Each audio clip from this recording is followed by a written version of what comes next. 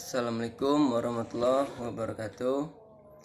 Izin memperkenalkan diri, nama saya Rizky Setiawan, NPM 2021020477, Fakultas Syariah, jurusan Hukum Tata Negara, kelas I semester 3. Di sini saya akan membuat video tentang hukum pidana atau materinya tindak pidana dengan dosen pengampu Rahmat Ubaidillah Ahror SH MH.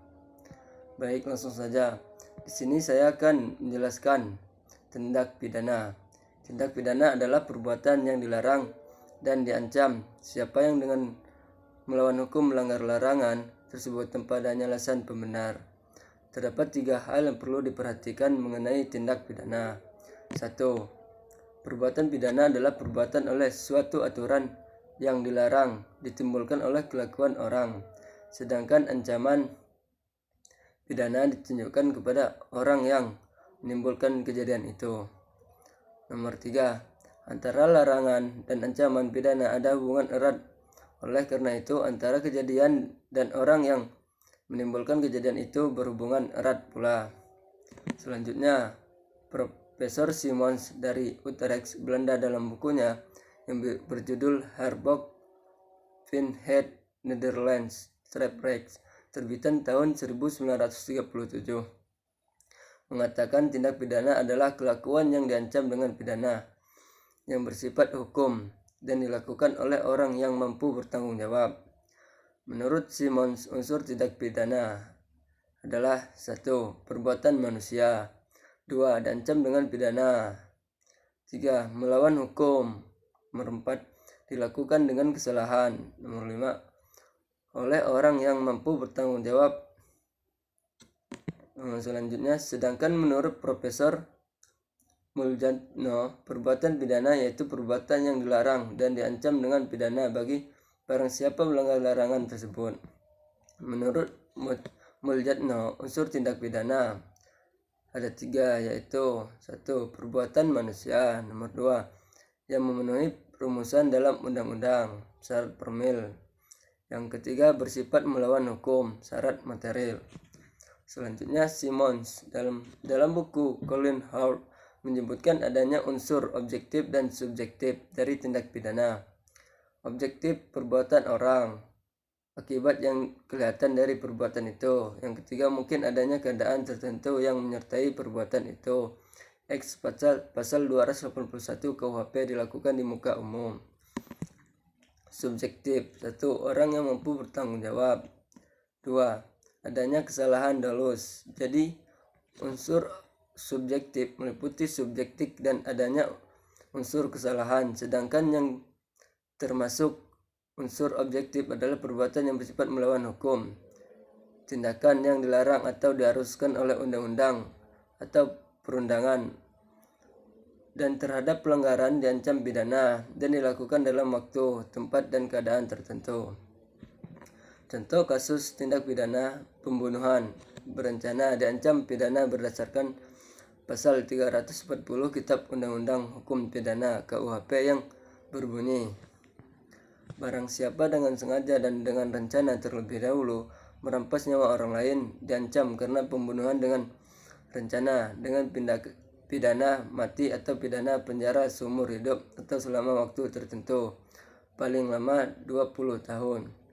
Akan tetapi, Anda tidak menjelaskan lebih lanjut bagaimana tindak pidana pembunuhan berencana terhadap para korban tersebut dilakukan, apakah dilakukan dalam satu tempat dan waktu yang sama atau dilakukan pada tempat dan waktu yang berbeda-beda.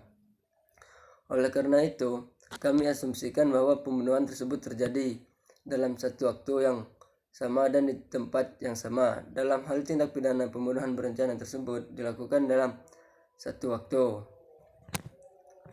yang sama dan tempat yang sama, maka tindak pidana pembunuhan berencana tersebut hanya dapat dipidana dengan pasal 340 KUHP tanpa melihat jumlah korban yang ditimbulkan oleh tindakan tersebut. Ini karena sistem pidana Indonesia tidak mengatur penjatuhan hukuman kumulatif berdasarkan jumlah korban. Akan tetapi hukuman kumulatif dapat diberlakukan dalam hal orang tersebut melakukan lebih dari satu perbuatan tindak pidana atau melakukan satu perbuatan akan tetapi perbuatan tersebut melanggar beberapa ketentuan pidana. Pasal 63 KUHP, pasal 63 pasal sampai pasal 71 KUHP. Dalam kasus Anda hanya terdapat satu perbuatan yang melanggar satu ketentuan pidana, yaitu pasal 340 KUHP. Jan Remelix dalam bukunya yang berjudul Hukum Pidana halaman 562 sampai 563 mengatakan bahwa hal yang juga penting dalam menetapkan yang relevan dari tindak pidana yang bersangkutan yang oleh Jus Hack disebut dengan Stabsjumesubtensen, fakta yang berkaitan dengan penetapan berat ringan pidana tercakup ke dalamnya. Delik yang diperbuat, nilai dan dari kebendaan hukum yang terkait, cara bagaimana aturan dilanggar, kerusakan lebih lanjut, personalitas pelaku, umur, jenis kelamin, dan kedudukan dalam masyarakat, mentalitas yang ditunjukkan, misalnya karakter, berangasan, rasa penyesalan yang mungkin timbul, maupun catatan kriminalitas. Berdasarkan hal di atas, maka dapat kita lihat bahwa hakim dalam menjatuhkan penutup mungkin bahwa hakim akan mempertimbangkan jumlah korban dari tindak pidana pembunuhan perencanaan tersebut dalam menjatuhkan pidana kepada terdakwa. Jenis-jenis tindak pidana delik: 1. Delik kejahatan, misdreavation, dan delik pelanggaran, overtrading. Delik kejahatan dan delik pelanggaran dikenal dalam rumusan pasal KUHP Indonesia yang berlaku sampai sekarang ini. Akan tetapi pembentuk undang-undang tidak menjelaskan secara tegas apa yang dimaksud dengan delik kejahatan dan delik pelanggaran.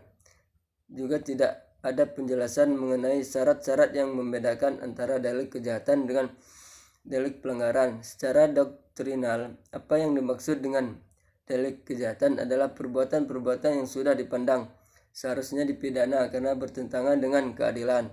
Meskipun perbuatan itu belum diatur dalam undang-undang, delik kejahatan ini sering disebut maka perseatuan delik hukum, sedangkan delik pelanggaran adalah perbuatan-perbuatan itu barulah diketahui sebagai delik setelah rumuskan dalam undang-undang. Delik pelanggaran ini sering sebagai mana quae pro vice atau delik undang-undang, artinya perbuatan itu baru dianggap sebagai delik setelah dirumuskan dalam undang-undang.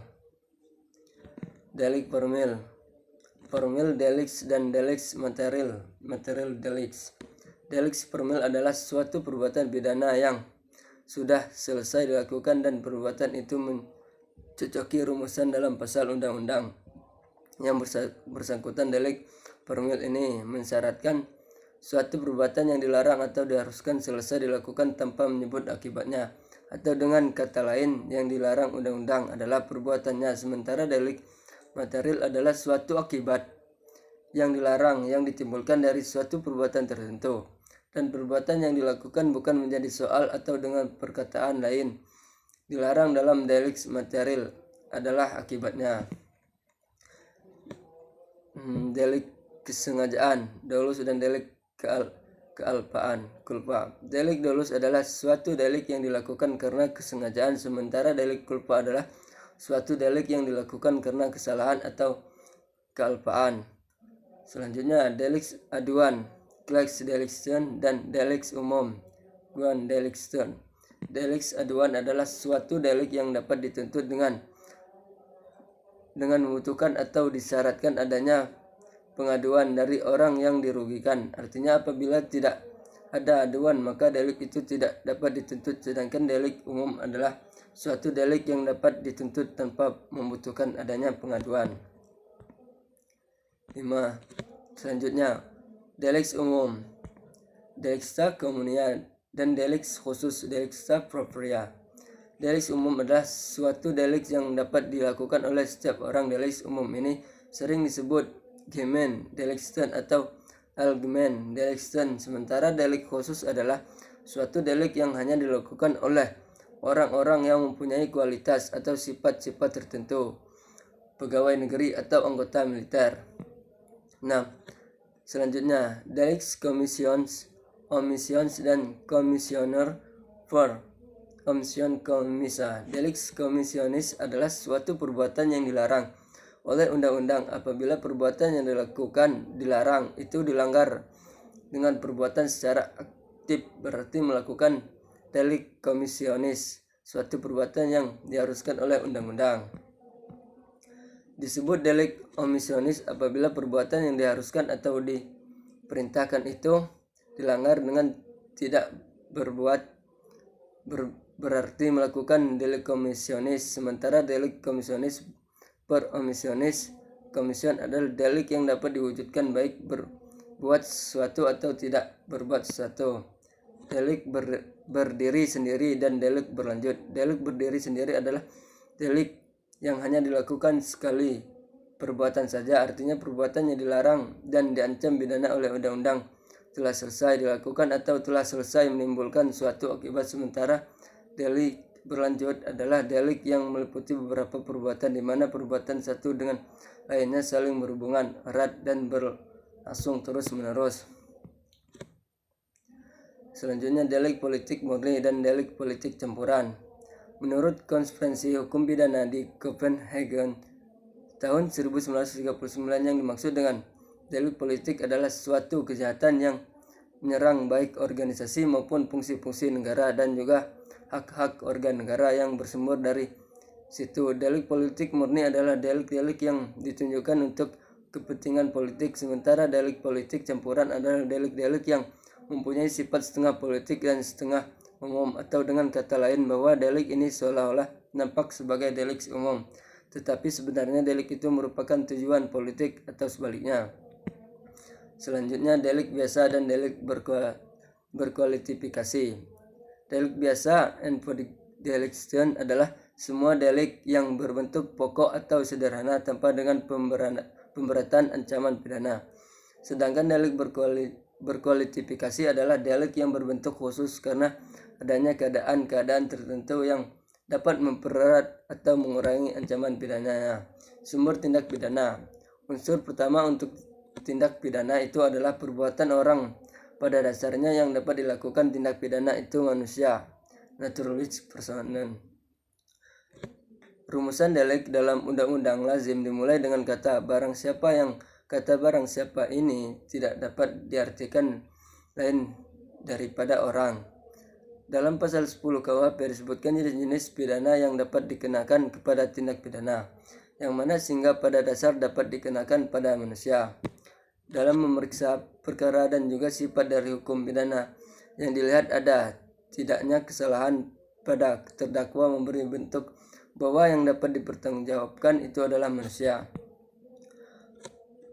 Selanjutnya pengertian kesalahan. Yang dilakukan merupakan kesengajaan dan kealpaan itu merupakan sikap batin manusia. Baik, sampai sini saja presentasi yang saya akhiri. Ihdinas siratal mustaqim. Allahumma muwaffiq ila aqwamit thoriq. Wassalamualaikum warahmatullahi wabarakatuh.